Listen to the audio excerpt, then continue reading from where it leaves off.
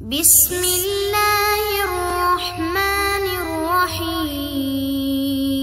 اللہ الرحمن الرحیم۔ عزیز طلبہ کرام، السلام علیکم ورحمۃ اللہ وبرکاتہ۔ آج ہم اپنے کورس عالم اسلام کے وسائل و مسائل کا سبق نمبر 40 پڑھیں گے۔ آج کا ہمارا سبق ملک پاکستان کے حصہ دوم پر مشتمل ہوگا۔ اس سبق کی جانب جانے سے پہلے پچھلے سبق کا خلاصہ جان لیتے ہیں۔ ہمارا پچھلا سبق اسلامی جمہوریہ پاکستان کے حصہ اول پر مشتمل تھا۔ پچھلے سبق کا ہمارا پہلا پوائنٹ اس ملک کا محل وقوع تھا۔ دوسرے پوائنٹ کے اندر ہم نے اسلامی جمہوریہ پاکستان کے جغرافی خدوخال پر بات کی۔ تیسرا پوائنٹ اس ملک کا رقبہ تھا۔ چوتھے پوائنٹ کے اندر اس ملک کی آبادی کے بارے میں ہم نے جانا، اور پچھلے سبق کا پانچواں اور سب سے آخری پوائنٹ اس ملک کے اندر بولے جانے والی زبانیں تھی۔ آج کے سبق کی اہم ابحاث پر ایک نظر دوڑا لیتے ہیں کہ آج کا سبق ہمارا کن کن ابحاث پر مشتمل ہوگا۔ آج کا ہمارا سبق اسلامی جمہوریہ پاکستان کے مذاہب پر ہوگا۔ یہ آج کے سبق کا ہمارا پہلا پوائنٹ ہے۔ اسی طرح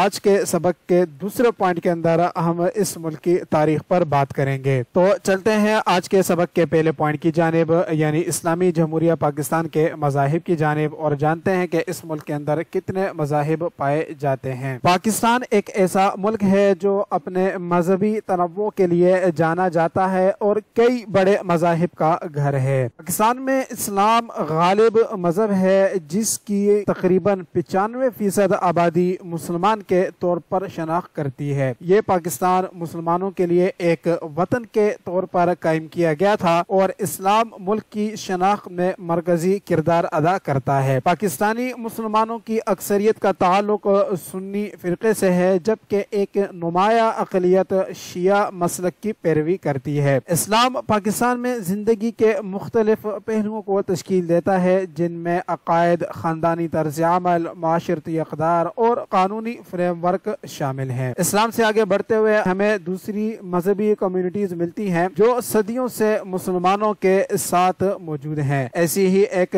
کمیونٹی ہندو برادری ہے جو پاکستان میں ایک اہم مذہبی اقلیت پر مشتمل ہے، جو پاکستان کی کل آبادی کا تقریباً 2% ہے۔ ہندو بنیادی طور پر سندھ اور پنجاب کے صوبوں میں رہتے ہیں۔ ان کے اپنے مذہبی رسومات، مندر اور ثقافتی روایات ہیں جو پاکستان کے مجموعی تنوع میں اپنا حصہ ڈالتی ہیں۔ پاکستان میں ایک اور مذہبی برادری عیسائیت ہے۔ مسیحی آبادی کا تقریباً 1.5% بنتے ہیں، جن کی تعداد پنجاب، سندھ اور خیبر پختونخوا کے صوبوں میں نمایاں ہے۔ پاکستان میں مسیحی برادری متنوع ہے، جن میں مختلف فرقوں کے ماننے والے ہیں، جن میں رومن، آرتھوڈکس وغیرہ شامل ہیں۔ ان کی اپنی عبادت گاہیں ہیں، اپنے مذہبی تہوار مناتے ہیں اور متعدد طریقوں سے معاشرے میں اپنا حصہ ڈالتے ہیں۔ سکھ بھی پاکستان کے مذہبی منظرنامے کا حصہ ہیں۔ پنجاب کے علاقے میں قائم سکھ مذہب پاکستان میں تاریخی اور ثقافتی اہمیت رکھتا ہے، جبکہ سکھ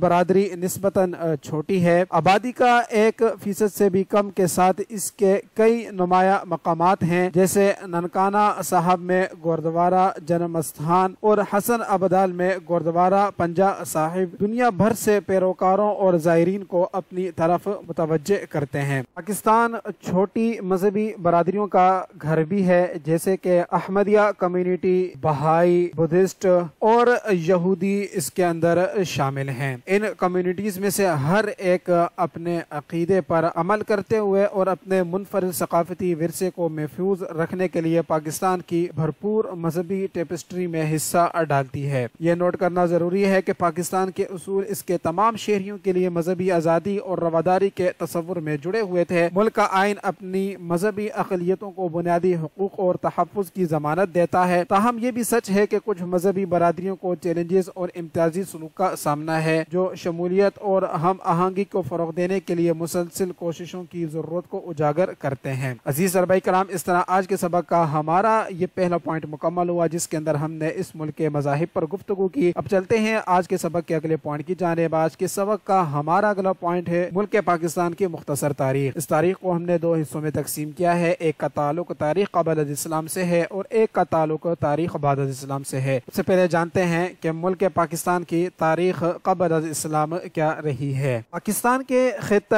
ارض کی تاریخ بہت پرانی ہے۔ 50,000 1000 سال پہلے راولپنڈی کے قریب واقع وادی سون میں پتھر کے زمانے کے لوگ آباد تھے، جبکہ تقریباً 9000 سال پہلے راولپنڈی کے گرد و نواح کے پہاڑوں میں انسان غاروں میں رہتا تھا۔ اس وقت اس نے اپنے جسم کو کیلے کے پتوں سے ڈھانپا ہوتا تھا۔ پاک سرزمین پر سب سے پہلے باقاعدہ آبادی تقریباً 6000 سال قبل مسیح بلوچستان اور صوبہ سرحد کے علاقے میں ہوئی۔ 2600 قبل مسیح میں کوٹ ڈیجی کے مقام پر یہاں کے باشندوں نے ایک کمیونٹی کی شکل میں رہنا شروع کر دیا۔ اس دوران ہڑپا اور موہنجو دڑو ایسے علاقے تھے جو باقاعدہ منصوبہ بندی کے ساتھ بنائے گئے، جن میں پختہ روڈ، پختہ گھر اور دکانیں وغیرہ شامل تھیں، جنہیں زمانے قریب میں دریافت کیا جا چکا ہے۔ 1700 قبل مسیح میں یہاں آرین آئے، جنہوں نے ذات پات کو ترجیح دی اور پھر انہی میں سے ہندوازم نے جنم لیا۔ وہ لوگ ذات پات کے معاملے میں بہت سخت رویہ رکھتے تھے۔ 600 قبل مسیح تک یہاں کے لوگ ہندوؤں کے ذات پات سسٹم سے تنگ آ چکے تھے۔ تب کھشتریہ کے بیٹے بدھا نے تمام انسانوں کو برابری کا درس دیا اور لوگ اس کی طرف کھینچے چلے گئے۔ اس وقت پشاور کے نزدیک چارسدہ اور ٹیکسلا یہاں کے لوگوں کے لیے ثقافتی لحاظ سے خاص اہمیت رکھتے تھے۔ عزیز طلبہ کرام، اس طرح ہماری اس تاریخ کا پہلا حصہ مکمل ہوا جو اسلام آنے سے پہلے کی تاریخ تھی۔ اب چلتے ہیں آج کے سبق کے دوسرے حصے کی جانب، جس کے اندر ہم تاریخ بعد از اسلام کا جائزہ لیں گے۔ 6 اور 7ویں صدی عیسوی میں اسلام کی آمد ہوئی۔ 680 میں سری لنکا سے خلیج فارس کی جانب جانے والی کشتیوں نے طوفان کی وجہ سے سندھ کی بندرگاہ دیبل کا رخ کر لیا۔ اس وقت کے حکمران راجہ داہر کے سپاہیوں نے ان کشتیوں کو لوٹ کر مسافروں کو قید کر لیا۔ حجاج بن یوسف کو اس کی خبر ہوئی تو اس نے راجہ داہر کو پیغام بھیجا کہ وہ مسافروں کو رہائی دلا کر اپنے سپاہیوں کے خلاف تادیبی کارروائی کرے، لیکن راجہ نے ایسا کرنے سے انکار کر دیا، جس پر حجاج بن یوسف نے عبداللہ اسلمی کو 6000 فوج کے ساتھ یہاں بھیجا، لیکن یہ دستہ ناکام رہا اور اس لڑائی میں عبداللہ شہید ہو گئے۔ اس کے بعد حجاج نے اپنے داماد محمد بن قاسم کو 6000 شامی فوج کے ساتھ اس علاقے میں بھیجا۔ محمد بن قاسم نے سب سے پہلے صوبہ مکران کو فتح کیا۔ 712 میں محمد بن قاسم نے دیبل کا محاصرہ کیا اور 6 ماہ کے محاصرے کے بعد اسے فتح کر لیا۔ راجہ داہر مارا گیا۔ دیبل کے بعد محمد نے تیرون، برہمان آباد اور ملتان کو فتح کیا۔ اس کے بعد اس نے بندر سورت سے لے کر کشمیر تک سارا مغربی ہندوستان اپنے قبضے میں لے لیا۔ 979 میں پنجاب میں راجہ جے پال نے ظلم و ستم کی انتہا کر دی، چنانچہ سلطان محمود غزنوی نے راجہ جے پال کی سرکوبی کے لیے 1001 عیسوی میں ہندوستان پر پہلا حملہ کیا اور اس کے بعد محمود نے پے در پہ 16 مزید حملے کیے۔ 17ویں حملے میں 9 جنوری 1026 کو محمود نے سومنات کو فتح کیا۔ اس عظیم مسلمان فاتح نے 30 اپریل 1030 کو وفات پائی۔ 11ویں صدی عیسوی کے آخر تک غزنوی خاندان کے آخری بادشاہ خسرو ملک نے حکومت کی۔ اس کے بعد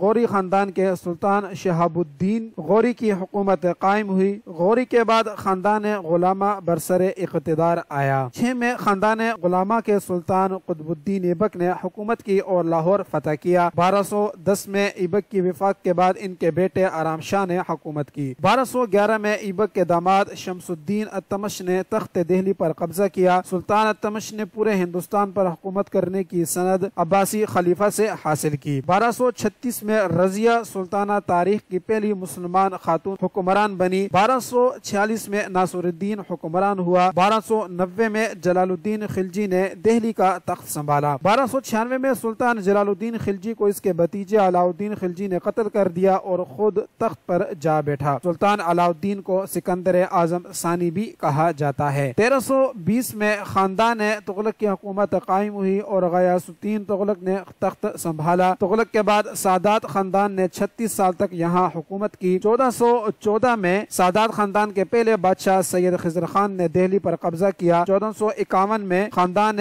لودھی جلوہ افروز ہوا۔ اس خاندان کا سب سے پہلا بادشاہ بہلول خان لودھی جبکہ آخری سلطان ابراہیم لودھی تھا۔ 1526 میں مغل خاندان کے پہلے حکمران ظہیر الدین بابر نے سلطان ابراہیم لودھی کو شکست دے کر دہلی اور آگرہ پر قبضہ کیا۔ 1540 میں شیر شاہ سوری ہندوستان کا بادشاہ بنا اور پھر اسی کے خاندان نے کئی سال تک حکومت کی۔ 1608 میں برطانیہ کے اس وقت کے بادشاہ جیمز اول نے مغل شہنشاہ جہانگیر کے نام خط لکھا جس میں ہندوستان میں تجارت کی اجازت مانگی گئی تھی۔ 1609 میں برطانوی حکومت کا نمائندہ ولیم ولیم جہانگیر کے دربار میں حاضر ہوا اور 3 سال اس کے دربار میں گزارے۔ اس کا فائدہ انگریزوں کو یہ ہوا کہ ان کا براہ راست رابطہ مغل حکومت سے ہوا۔ 1611 میں ولیم واپس برطانیہ چلا گیا۔ اس کے بعد انگریزوں کے 2 اور سفیر پال کیٹنگ اور لارڈ ایڈورڈ آئے، لیکن وہ اپنی عیارانہ چالوں میں کامیاب نہ ہو سکے، جس کی وجہ پرتگالیوں کی موجودگی تھی۔ 1615 میں لارڈ سر تھامس رو کو شاہ جیمز اول نے جہانگیر کی خدمت میں بھیجا، جس نے جلد ہی جہانگیر کو اپنا گرویدہ بنا لیا۔ چنانچہ جہانگیر نے اسے خاص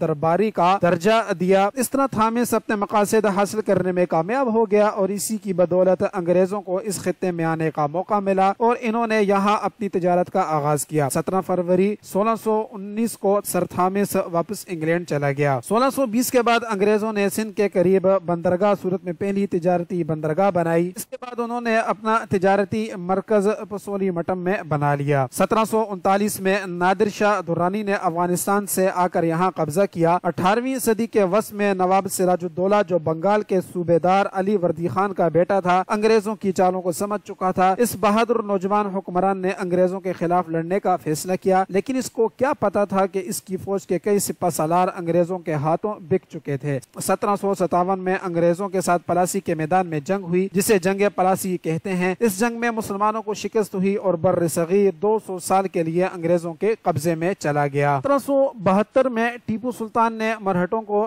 دریائے کاوری کے مقام پر شکست دی۔ اس وقت ٹیپو سلطان 21 سال کا تھا۔ مئی 1799 میں سلطان کی چوتھی لڑائی سرنگا پٹم کے مقام پر ہوئی، جس میں سلطان کے غداروں نے اہم کردار ادا کیا اور انگریزوں کے ساتھ مل کر سلطان ٹیپو کو شہید کروا دیا۔ 1903 میں انگریزوں نے دہلی پر قبضہ کر لیا، جہاں سے وہ پورے ہندوستان پر حکمرانی کے اہل ہو گئے۔ شاہ ولی اللہ کے بعد اس تحریک کو شاہ اسماعیل شہید اور سید احمد بریلوی نے سہارا دیا۔ 1857 میں انگریزوں کے خلاف آزادی کی جو آگ بھڑکی، یہ اسی تحریک کی وجہ سے تھی جس نے غیر ملکی تسلط کے خلاف آواز بلند کی، لیکن یہ کوشش ناکام ہوئی۔ 16 جنوری 1826 کو سید احمد شہید نے گوالیار، ٹانک، سندھ، بلوچستان، قندھار، غزنی اور کابل سے تحریک شروع کی۔ ان کا مسلمانوں نے بڑی گرم جوشی سے استقبال کیا۔ 1849 میں انگریزوں نے پنجاب پر قبضہ کیا، یعنی 1850 تک انگریز پورے ہندوستان پر قبضہ کر چکے تھے۔ اسی برس انگریزوں نے اسلامی قانون کے خلاف ایکٹ پاس کیا۔ 10 مئی 1857 میں میرٹھ کی چھاونی میں انگریزوں کے خلاف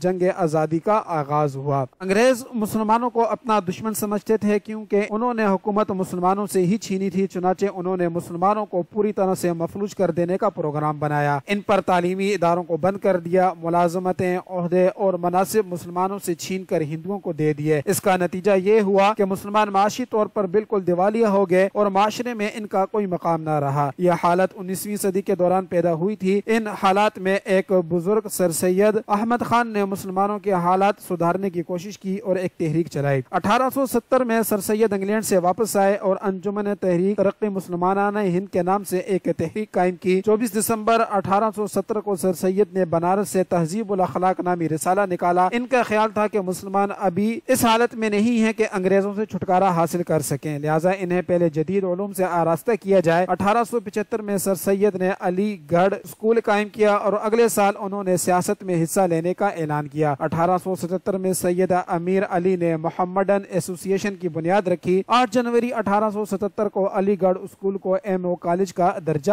دے دیا گیا۔ 18 دسمبر 1885 کو انڈین نیشنل کانگریس کا قیام عمل میں آیا، جس کی بنیاد ایلین ایکٹون ہیوم نے رکھی۔ اس کا پہلا اجلاس 28 دسمبر کو بمبئی میں ہوا، جس کی صدارت مسٹر بینرجی نے کی۔ 1886 میں دوسرا اجلاس منعقد کیا گیا، جس کی صدارت دادا بائی نوروجی نے کی۔ بنگال میں مسلمان ہندوؤں پر غالب تھے اور ان کا معاشی طور پر پورا قبضہ تھا، چنانچہ انگریزوں نے مسلمانوں کے حقوق کے تحفظ کے لیے 16 اکتوبر 1905 کو بنگال کو 2 حصوں میں تقسیم کر دیا۔ اس پر ہندوؤں نے مظاہرہ کیا، انہوں نے برطانوی مال کا بائیکاٹ کیا۔ اب کھول کر ہندوؤں کی ذہنیت سامنے آ چکی تھی۔ 1906 میں سر آغا خان کی قیادت میں مسلمانوں کا ایک وفد شملہ میں وائس رائے ہند لارڈ منٹو سے ملا اور اپنے سیاسی مطالبات پیش کیے۔ 30 دسمبر 1906 کو ڈھاکہ میں آل انڈیا مسلم لیگ کی بنیاد رکھی گئی۔ نواب وقار الملک نے اس کے پہلے اجلاس کی صدارت کی۔ اس لیگ کے پہلے صدر سر آغا خان تھے اور اس لیگ کا نام سر محمد شفیع نے رکھا۔ 7 اگست 1908 کو ہندوؤں نے تقسیم بنگال کے لیے سودیشی تحریک کا آغاز کیا۔ اسی برس لندن میں مسلم لیگ کا قیام عمل میں آیا۔ 15 جنوری 1909 کو منٹو مارلے اصلاحات کی اشاعت ہوئی۔ ان اصلاحات کے تحت مسلمانوں کو جداگانہ انتخابات کا حلقہ ملنے کے باعث ہندو بہت ناراض ہوئے۔ مسلمان اب حوصلہ مندی کے ساتھ سیاست میں حصہ لینا چاہتے تھے۔ 1916 میں میثاق لکھنؤ کے نام سے ایک معاہدہ عمل میں آیا اور کانگریس نے مسلمانوں کا جداگانہ حق نیابت تسلیم کر لیا۔ اسی سال ریشمی رومال کی تحریک کا آغاز ہوا۔ دسمبر 1916 میں مسلم لیگ اور کانگریس کے درمیان لکھنؤ پیکٹ کے نام سے ایک معاہدہ ہوا۔ یہ بھی کہا جاتا ہے کہ تحریک پاکستان کی بنیاد معاہدہ لکھنؤ ہی بنا تھا۔ تحریک خلافت اور تحریک ترک مبالات میں مسلمانوں نے بڑی شاندار قربانیاں دی۔ یہ سب قربانیاں دراصل ہندوستان کی آزادی، اسلامی سلطنتوں کی بقا اور اپنی قومی حیثیت کے تحفظ کے لیے تھی۔ تحریک خلافت کا پہلا اجلاس 24 نومبر 1919 کو ہوا۔ اس کے اہم قائدین میں مولانا محمد علی جوہر، ڈاکٹر سیف الدین، مولانا شوکت علی اور حکیم اجمل خان تھے۔ اس کانفرنس میں طے پایا کہ سلطان ترکی کو خلیفہ تسلیم کیا جائے۔ یہ تحریک دراصل سلطنت عثمانیہ کے حق میں تھی۔ 1921 میں علی گڑھ یونیورسٹی کا قیام عمل میں آیا۔ مارچ 1929 میں قائد اعظم نے دہلی میں نہر رپورٹ کے جواب میں اپنے مشہور 14 نکات پیش کیے۔ یہ نکات قائد اعظم کی زیر صدارت مسلم لیگ کے اجلاس میں پیش کیے گئے۔ اس اجلاس میں مسلم لیگ رہنماؤں کا وہ اختلاف دور ہو گیا جس نے ماضی میں جنم لیا تھا۔ 1930 میں آل انڈیا مسلم لیگ کا ایک اجلاس الہ آباد میں ہوا۔ علامہ اقبال نے خطبہ صدارت دیا۔ اسی اجلاس میں انہوں نے ایک علیحدہ مسلمان ریاست کا تصور پیش کیا۔ 11 نومبر 1930 کو لندن میں پہلی گول میز کانفرنس منعقد ہوئی جس میں کانگریس نے شرکت سے انکار کر دیا۔ 7 دسمبر کو دوسری گول میز کانفرنس لندن میں شروع ہوئی۔ اس میں مسلم وفد کی نمائندگی سر آغا خان نے کی۔ 17 رکنی کانگریس کی نمائندگی گاندھی نے کی۔ 1933 میں گورنمنٹ ایکٹ آف انڈیا پاس ہوا۔ 1936 میں عام انتخابات میں کانگریس کو بھاری اکثریت سے کامیابی حاصل ہوئی۔ اسی برس صوبائی انتخابات میں پنجاب، سندھ اور صوبہ بنگال میں مسلم وزارتیں قائم ہوئی۔ 1 ستمبر 1939 کو دوسری جنگ عظیم کا آغاز ہوا تو برطانیہ اس جنگ میں الجھ گیا۔ اس نے ہندوستانیوں سے وعدہ کیا کہ جنگ جیتنے کے بعد وہ انہیں آزاد کر دے گا۔ اس کے بدلے میں ہندوستانی افراد جنگ میں محاذ پر بھیجے گئے۔ 22 دسمبر کو مسلمانوں نے یوم نجات منایا جو کانگریس سے چھٹکارا پانے کی خوشی میں تھا۔ 1945 میں جنگ عظیم ختم ہونے پر حکومت برطانیہ نے آئینی مسائل کے حل کے لیے لارڈ ویل کو ہندوستان بھیجا۔ اس نے ہندوستانی رہنماؤں کی کانفرنس طلب کی جو ناکام رہی اور انتخابات کی راہ اپنائی گئی۔ چنانچہ 1946 میں انتخابات ہوئے۔ مسلم لیگ نے مسلمانوں کے کل ووٹوں کا 75% حاصل کیا۔ مرکزی اسمبلی کی تمام 30 نشستیں حاصل کر لیں اور صوبائی اسمبلی کی 492 مسلم نشستوں میں سے 425 نشستیں جیت کر یہ بات ثابت کر دی کہ وہی مسلمانوں کی واحد نمائندہ جماعت ہے۔ اسی اثنا میں دستور ساز اسمبلی کا انتخاب عمل میں آ گیا۔ مسلم لیگ نے 78 میں سے 72 نشستیں حاصل کی جبکہ کانگریس نے 9 کے علاوہ تمام غیر مسلم نشستوں پر قبضہ کر لیا۔ کانگریس کو عبوری حکومت بنانے کی دعوت دی گئی لیکن قائد اعظم نے انکار کر دیا کیونکہ ان کی نظر میں ہندو قوم کی جماعت کو حکومت بنانے کی دعوت دے کر وائسرائے نے 10 کروڑ مسلمانوں کی توہین کی تھی۔ 16 اگست 1946 کو مسلم لیگ نے یوم راست اقدام منایا جس میں حکومت کی غیر منصفانہ پالیسی کے خلاف احتجاج کیا گیا۔ اسی عرصے میں جد و جہد آزادی اپنے عروج پر پہنچ چکی تھی۔ چنانچہ وزیر اعظم برطانیہ ٹیلی نے 2 فروری کو اعلان کیا کہ جون 1948 تک حکومت برطانیہ تمام اختیارات ایک ایسی ہندوستانی حکومت کے حوالے کر دے گی جس سے عوام کی حمایت حاصل ہوگی۔ اس کے ساتھ ہی انتقال اقتدار کے لیے لارڈ ماؤنٹ بیٹن کو وائسرائے مقرر کیا گیا۔ 22 مارچ کو ماؤنٹ بیٹن نے وائسرائے کا عہدہ سنبھالا اور کانگریس و مسلم لیگ کے قائدین سے بات چیت شروع کی۔ اس نے ایک منصوبہ تیار کیا جس کی توثیق 10 جون کو مسلم لیگی کونسل نے اور 14 جون کو کانگریس کمیٹی نے کر دی۔ 15 جولائی کو برٹش پارلیمنٹ نے آزادی ہند کے قانون کی منظوری دی۔ 18 جولائی کو شاہ برطانیہ جارج نے اسے منظور کر لیا۔ کانگریس نے ماؤنٹ بیٹن کو بھارت کا گورنر جنرل چن لیا جبکہ مسلم لیگ نے قائد اعظم کو